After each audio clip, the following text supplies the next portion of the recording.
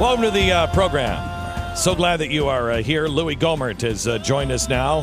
He's in Tyler, Texas. Hello, Congressman. How are you, sir? As far as I know, I'm okay, but do we any of us really know for sure? Well, if the CDC says you're not okay, then you're okay in my book. And it's a shame that the CDC had Frieden apparently is the new commander of the Democrats' war on women nurses because good night. They set them up and then they throw them under the bus when they're I don't know what deadly diseases. I have to tell you, the CDC throwing this nurse under the bus, and then us finding out today that she called the CDC before she got onto a plane and said, "What do I do?" And they said, "You're fine. Get on a plane." Well, Glenn, is what about reprehensible. The first nurse, this idiot comes out and said, clearly she had violated protocol. I mean, at least in football, they have to tell you what you violated. What rule did you violate? They couldn't even tell them what protocol they violated. Why? Because there was no protocol. Okay, so here's the thing, Louis. We went through a list of things the CDC has spent money on, all the way from mood lighting. I'm not kidding you. How much was the mood lighting, Stu? It was like $100 and some thousand for the mood lighting. I don't even know that one. You didn't hear that one? I didn't hear it was on the show last night. Mood lighting for their offices. They built bike paths for $100 or $500 million. Yeah.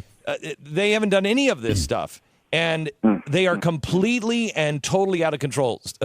Congressman, I'm going to send this to you so you have that list because it's reprehensible. But is anybody going to be held responsible? Are we going to? There's a hearing today. Is anybody going to call for the resignation of Tom Frieden? Well, I sure hope so. He needs to be gone, but I don't know how far down these political appointees go that don't know sick 'em from come here.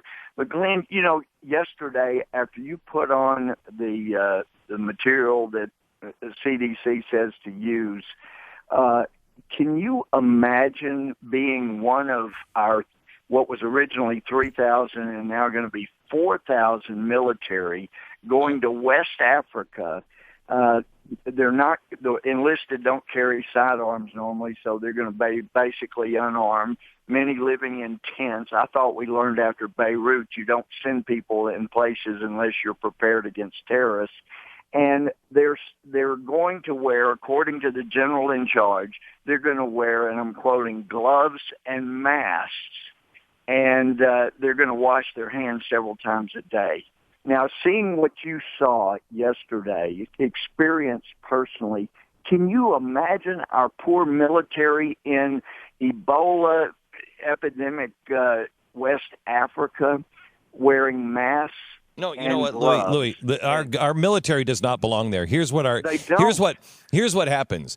If I'm the president of the United States, I go on TV today and I say, I need volunteers. I need Christian volunteers, people with nursing or construction experience that are going to go with me to South Africa or to West Africa, and I'm going to take a transport plane, and I need Home Depot to step up, and if you want to help us build some hospitals, we're going to load some planes up, and I need volunteers that will go in and help build these hospitals with volunteers from the military in the Corps of Engineers. And we're gonna line it all up, and we're gonna drop in there, and we're gonna take care of it. But you do not take our military and assign them this, and then what? Yep. And do what? And then quarantine them what? In the VA? Yeah, we know how they're going to be treated when they get back in the VA. Well, and Glenn, originally they said, it would be only 6 months. Well, the general in charge said, it's probably going to be about a year. And originally they said they would not have direct contact with people with Ebola, but they said that mission may change. I mean, you're exactly right. But even if you didn't care about our military members, still, even from a financial standpoint, you spend millions. 700 of the first people going are from the 101st Airborne Division. These are some of the most expensively trained military weapons we have. And we're sending them. We're sending the 101st. It's nuts. I'm telling you, Louie, this is criminal negligence. The president yesterday talked about how we couldn't hurt the economy of West Africa. They don't have an economy in West Africa, for the love of Pete. Yesterday, we had, because of 2 people having Ebola, our stock market dropped 400 points. Now, it rebounded, but at one point it was 400 points. It's down, another 111 points this morning? I mean, this is, and they are claiming it is all because of the Ebola scare. What do you think is going to happen to our economy if the experts are right that in 2 months we're going to have 10,000 new patients every week and 980,000 dead by January? Well, that would be as outrageous as leaving our State Department personnel in Baghdad right now while it's being surrounded with no way out, just like they did many of our personnel in Yemen while it's being surrounded. I don't know who's calling the shots behind this president, but it's getting people killed, and it's exposing our country so what do we do? to tremendous exploiting. And what do we do, Louie? What do we do? We're sitting here. Well, Alan Grayson, of all people, Alan Grayson back in July said we need to stop all air travel to West Africa, at least from West Africa. These are things that airlines can do themselves. They can clearly do it. I don't think they're going to do it because they're afraid of political ramifications. But cannot Congress do something? You guys have got to be on the record on this. But we can cut off every dime that the president might try to use to put our people in situations they shouldn't be in. But that takes courage from the Republican leadership, and it takes willingness to put America before the Democratic Party on Harry Reid and the president's part. I'm asking you, Louie, can Congress stop the air travel out of West Africa? I mean, yesterday the CDC said, and I want to read this to you because I couldn't believe they had the balls to say this. Yesterday here in Texas, they have imposed new travel restrictions on healthcare workers that may have cared for the first Dallas Ebola patient. They are going to block those from using public transportation, including buses and airliners. This is, quote, following the minimum guidelines outlined by the Center for Disease Control and Prevention. They are going to block those from using public buses and airliners. So we can do that in Dallas. But we can't do it in West Africa? That's what's so insane.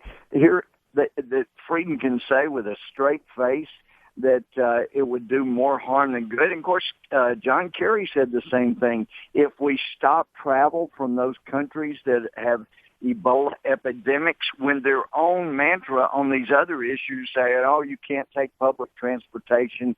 These guys are so inconsistent. I tell you, it's scary that these people are in charge of what they are. At what point does Rick Perry stand up and say, we're being squeezed on our southern border, and if Ebola hits, now it's just hit in Brazil, if it hits in Mexico and starts to spread, you have never seen an influx like you will see on our southern border. And they are going to come across because they'll want American health care. So we're going to be squeezed on our southern border. We are being squeezed now by Ebola economically. I just had a client cancel. He was supposed to fly in today and meet with me. He's just canceled, said our company is not going to fly to Texas until this thing is over. This is going to squeeze Texas. At what point does the state say, we're taking care of it because the federal government is criminally negligent? Well, you don't have to worry about Texas being squeezed on our southern border, Glenn. You and I have both been down there a number of times, and you know we won't get squeezed. They'll just come on in, and then our health and human services will pack them up and ship them around the country. So we don't have to worry about Texas being squeezed on the southern border. They're going to come right on in, no squeezing, and then we ship them around the country. That's what HHS has been doing. And our poor Border Patrol, they don't have any equipment to check my question to you, before that was people come in, for heaven's sake. Congressman, my question is, at what point does Texas say we have to preserve the state of Texas, and the federal government is doing harm to the people of Texas? Look at what they have done by allowing this guy, by not stopping the flights out of West Africa. They allowed this Nigerian to come into the great state of Texas and, in fact, and now possibly start a pandemic. At what point do we say Texas is not going to be accepting anyone from other that have passed through West Africa? You're not going to come into our state. At what point will American Airlines, which is based here in Dallas, say we're not flying anybody who has come from West Africa? What point do we say we're issuing our own guidelines here because the federal government is not doing it? I sure hope we're within just 2 or 3 weeks of that happening. It needs to happen. Somebody's got to have some sanity that's in an executive position, but obviously it's not at the top level. I am appreciative of the president holding up the massive fundraising and political trek he's been on just to meet with some people. I know, we know he doesn't read his briefings all that often, but it's great that he actually stops long enough to do that. But Glenn, you're right. Texas is going to have to do it itself, just as Texas did in sending National Guard, DPS, game wardens, rangers down to the border. It has actually made a difference. I know Jay Johnson at Homeland Security wants to take credit and say, oh, well, it's just a seasonal thing. No, it's because Texas put people on the border. But I think you're right, Glenn. Texas is going to have to do it itself. This president has shown nothing but contempt for the people of Texas, and it ought to be clear Texas is going to have to protect itself. Thank you very much, Louie Gohmert, Congressman from Texas. God bless you.